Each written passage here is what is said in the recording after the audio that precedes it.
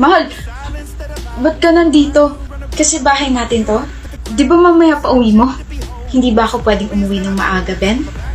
Hindi lang kasi ako sanay na alas 5 pala nandito ka na. Why are you sweating?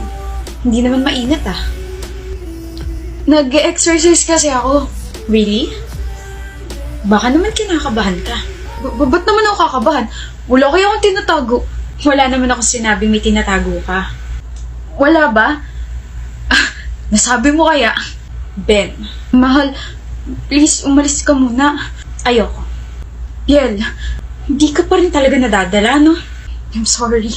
Palagi ko pa rin naaabutan na inaayos mo yung surprise para sa birthday ko. Kakainis na.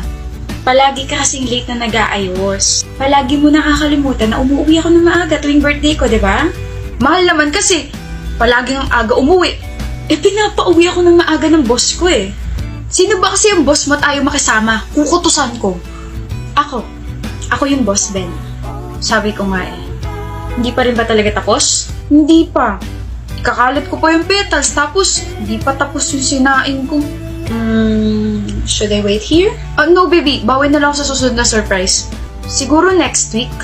Paano ka makakabawi sinabi mo na agad? Hindi ko naman sinabi kung anong araw.